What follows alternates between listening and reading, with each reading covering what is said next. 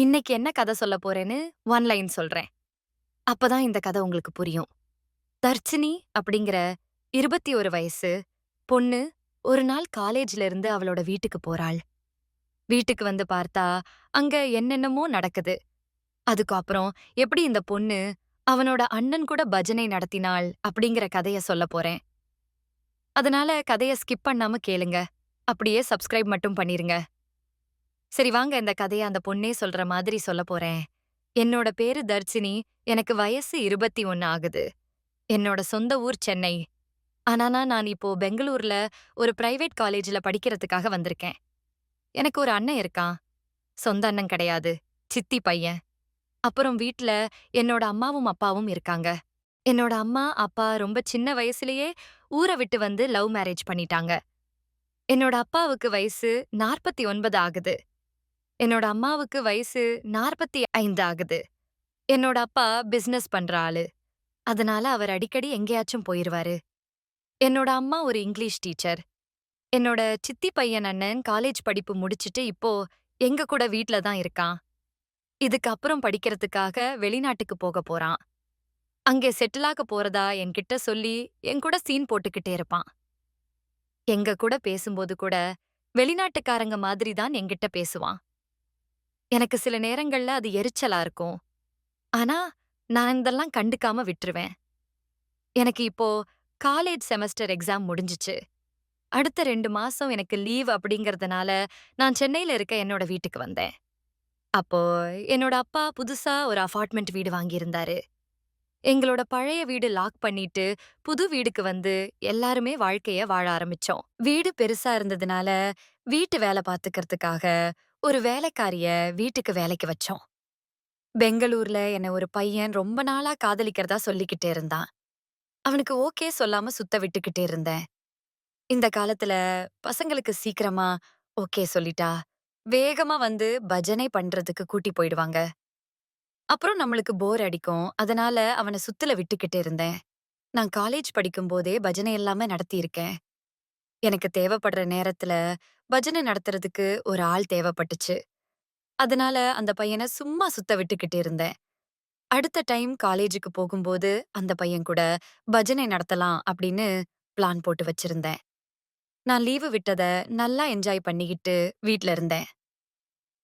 என்னோட குடும்பத்துல இருக்கவங்க எல்லாருமே கொஞ்சம் வித்தியாசமா நடந்துக்கிட்டாங்க.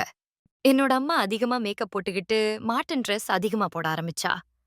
என்னோட அண்ணனுமே ஜிம்முக்கு போயிட்டு உடம்ப பயங்கரமா ஏத்தி வச்சிருந்தான். அடுத்து என்னோட அப்பா அடிக்கடி பால்கனில போய் ஃபோன் எடுத்து ரொம்ப நேரமா யாரு கூடயோ ஃபோன்ல பேசிக்கிட்டு இருந்தாரு. இதையெல்லாம் நான் பார்க்கும்போது எனக்கு வேற மாதிரி தோணுச்சு. ஆனா நான் அதெல்லாம் கண்டுக்காம விட்டுட்டேன். ஒரு நாள் வீட்டு வேலைக்காரி வீட்டு வேலைய முடிச்சிட்டு சீக்கிரமா கிளம்புனா, நான் அந்த வேலைக்காரிய பார்த்து, "என்ன அதுக்குள்ள கிளம்பிட்டீங்க?" அப்படின்னு கேட்டேன். அவள் திருதிருன்னு முழிச்சா, அதுக்கப்புறம், "அது ஒண்ணுமில்லம்மா. உங்களோட பழைய வீட்ட சுத்தம் செய்ய போகணும்." அப்படின்னு சொன்னாள். "சரி போங்கக்கா." அப்படின்னு சொல்லிட்டு நான் குளிக்கிறதுக்கு போனேன். அதுக்கப்புறம் என்னோட ஃப்ரெண்டு வீட்டுக்கு போயிட்டு வர்றதா சொல்லிட்டு கிளம்பினேன். நான் போனதுக்கு அப்புறமா இப்போ வீட்டுல என்னோட அண்ணனும், என்னோட அம்மா மட்டும் தான் இருந்தாங்க. நான் கீழ ஆட்டோவ புடிச்சு ஃப்ரெண்ட் வீட்டுக்கு போனேன். பாதி தூரம் போனதுக்கு அப்புறமா, என்னோட ஃப்ரெண்டு எனக்கு ஃபோன் அடிச்சு, "நான் வெளியில போறேன். வீட்டுக்கு வர வேணாம்." அப்படின்னு சொல்லிட்டாள். "ஏன் என்னாச்சு?" அப்படின்னு கேட்டதுக்கு, "என்னோட அப்பாவுக்கு உடம்பு சரியில்ல. நான் அவங்கள ஹாஸ்பிட்டலுக்கு கூட்டி போய்க்கிட்டு இருக்கேன். நானே உனக்கு ஃபோன் அடிக்கிறேன். அப்ப மட்டும் வீட்டுக்கு வா." அப்படின்னு சொன்னாள். சரின்னு அந்த ஆட்டோக்காரர்கிட்ட, "ஆட்டோவ வீட்டுக்கு திருப்புங்க." அப்படின்னு சொன்னேன். அவரும் ஆட்டோவ என்னோட வீட்டுக்கு திருப்புனாரு. நான் ஆட்டோவுல இருந்து இறங்கி என்னோட வீட்டுக்கு போனேன். வீட்டு கதவு சாத்தி இருந்துச்சு. ஆனால் என்னோட அண்ணன் செருப்பும், என்னோட அம்மாவோட செருப்பும் வீட்டுக்கு வெளியில தான் இருந்துச்சு. எனக்கு ஒண்ணுமே புரியல. அதுக்கப்புறம் என்கிட்ட இருந்த சாவிய எடுத்து கதவ திறந்து வீட்டுக்குள்ள போனேன். அங்க வீட்டுக்குள்ள இருக்க ரூம்ல இருந்து வித்தியாசமான சத்தம் கேட்டுக்கிட்டே இருந்துச்சு. சரி, அவங்க 2 பேரும் என்ன பண்றாங்கன்னு போய் பார்த்தேன். அங்க என்னோட அண்ணனும், என்னோட அம்மாவும் பஜனை நடத்திட்டே இருந்தாங்க. இத பார்த்த உடனே எனக்கு ஒரு நிமிஷம் உலகமே நிக்கிற மாதிரி இருந்துச்சு.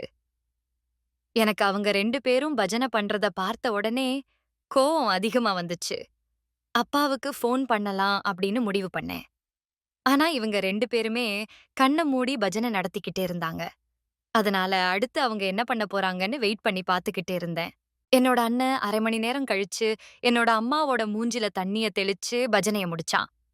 இந்த நேரத்துல எனக்கு ஒரு மாதிரி ஆயிடுச்சு. அதனால அங்கிருந்து சத்தம் போடாம வீட்டுக்கு வெளியில வந்தேன். எங்களோட பழைய வீட்டுக்கு போயிரலாம் அப்படின்னு கிளம்பினேன். அங்க போய் பார்த்தா, என்னோட அப்பாவோட கார் வெளியில நின்னுகிட்டே இருந்துச்சு. என்னோட அப்பா கிட்ட இத பத்தி எல்லாத்தையும் சொல்லிடலாம் அப்படின்னு வீட்டுக்குள்ள போனேன். அங்க போய் பார்த்தா, எனக்கு இன்னொரு அதிர்ச்சி காத்துக்கிட்டு இருந்துச்சு. வீடு பூட்டியிருக்கு. ஆனா, எங்க அப்பாவோட காரு வெளியில இருக்கு. சரி, வீட்டுக்குள்ள அப்பா என்ன பண்றார்ன்னு வீட்டுக்கு வெளியில இருந்து பார்த்தேன். வீட்டுக்குள்ள என்னோட அப்பாவும், வீட்ல வேல பார்த்த அந்த வேலைக்காரியும் ஒண்ணா பஜனை பண்ணிக்கிட்டே இருந்தாங்க. எனக்கு இத பார்த்த உடனே இன்னும் அதிர்ச்சியா தான் இருந்துச்சு. அங்க என்னோட வீட்டு வேலைக்காரி எங்க அப்பா கொடுத்த வாழைப்பழத்த சாப்பிட்டுக்கிட்டு பஜனை நடத்திட்டு இருந்தாள். எனக்கு இத பார்த்த உடனே வீட்ல என்ன நடக்குது அப்படின்னு புரியாம முழிச்சுக்கிட்டே இருந்தேன். அடுத்த நாள் காலையில நான் பஸ் ஏறி திரும்ப காலேஜுக்கு போனேன். அங்க போயிட்டு என்னோட ஃப்ரெண்ட் ஒருத்தி கிட்ட இத பத்தி சொன்னேன். அதுக்கு அவ, இதெல்லாம் இப்ப பெங்களூர்ல சர்வ சாதாரணமா நடந்துகிட்டு இருக்கு. வீட்ல பஜனை நடத்துறது இப்பதான் சென்னைக்கு வந்திருக்கு அப்படின்னு சொன்னாள். அவள் சொன்னத என்னால கொஞ்சம் கூட நம்பவே முடியல. அதுக்கப்புறம் ஒரு வாரம் அங்கேயே இருந்தேன். அதுக்கப்புறம் என்ன லவ் பண்ற பையன் கூட நான் ஊர சுத்திட்டு அவன் கூட பஜனை நடத்திவிட்டு திரும்ப வீட்டுக்கு வந்தேன். ஒரு வாரம் கழிச்சு வீட்டுக்கு வந்தப்ப என்னோட அப்பாவும் என்னோட அம்மாவும் டூருக்கு கிளம்பி போயிருந்தாங்க. அதனால என்னோட அண்ணன் மட்டும் தான் வீட்ல இருந்தான். என்னோட அண்ணன் என்ன பார்த்து என்னாச்சு, ஒரு வாரம் பெங்களூரு போயிட்ட அப்படின்னு கேட்டான். ஃப்ரெண்ட் ஒருத்திக்கு கல்யாணம் அதுக்காக போயிருந்தேன் அப்படின்னு சொன்னேன். சரி, நான் இன்னைக்கு என்னோட ஃப்ரெண்டு கூட வெளியில போறேன். வர்றதுக்கு நைட் ஆகும். அப்படி இல்லன்னா நாளைக்கு காலையில தான் வருவேன். நீ வீட்ல இரு, நான் போயிட்டு வந்துறேன் அப்படின்னு சொல்லிட்டு என்னோட அண்ணன் வீட்ட விட்டு கிளம்பி போனான். நான் வீட்ல இருக்கும்போது எனக்கு என்னோட அம்மாவும் என்னோட அண்ணனும் ஒண்ணா வீட்ல பஜனை நடத்தினது தான் ஞாபகத்துக்கு வந்துச்சு. என்னோட அண்ணன் வீட்ட விட்டு போனதுக்கு அப்புறமா என்னோட குத்து விளக்கு நான் எடுத்து தொடச்சு பஜனை நடத்த ஆரம்பிச்சேன். அப்படியே டிவியில பஜனை படத்த போட்டு என்னோட குத்து விளக்குல யாராச்சும் எண்ணெய் ஊத்தினா நல்லா இருக்குமே அப்படின்னு நினைச்சு நான் வச்சிருந்த 2 பலூன பிடிச்சு விளையாண்டுக்கிட்டு தனியா பஜனை நடத்திட்டு இருந்தேன். அதுக்கப்புறம் நான் சாப்பிட்டுட்டு தூங்கலான்னு போனேன். ஆனா எனக்கு தூக்கமே வரல.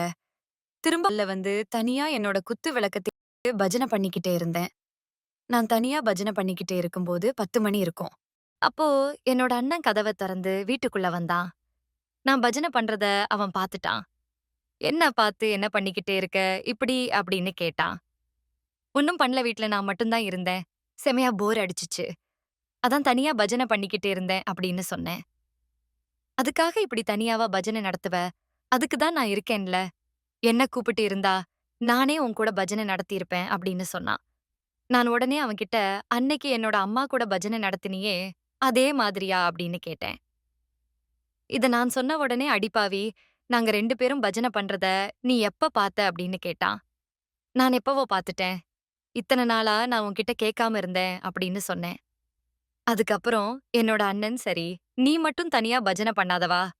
நாம சேர்த்து பஜனை நடத்தலாம். அன்னைக்கு நான் உன்னோட அம்மா கூட பஜனை நடத்தின மாதிரி, இன்னைக்கு உன் கூட பஜனை நடத்துறேன்" அப்படின்னு சொன்னான். நான் உடனே அவன்கிட்ட என்னோட குத்து விளக்க எடுத்து ரெடியா தான் வச்சிருக்கேன். "நீ வச்சிருக்க வாழைப்பழத்த குடுத்தா பஜனைய ஆரம்பிச்சிடலாம்" அப்படின்னு சொன்னேன். அதுக்கப்புறம் அவன் அவனோட வாழைப்பழத்த என்கிட்ட குடுத்தான். நான் அந்த வாழைப்பழத்த உரிச்சு சாப்பிட ஆரம்பிச்சேன். அதுக்கப்புறம் நானும் அவனும் பஜனைய ஆரம்பிச்சோம். இந்த கதை உங்களுக்கு பிடிச்சிருந்தா மறக்காம இந்த மாதிரி கதைகள் கேட்க நம்மளோட சேனலை சப்ஸ்கிரைப் பண்ணுங்க.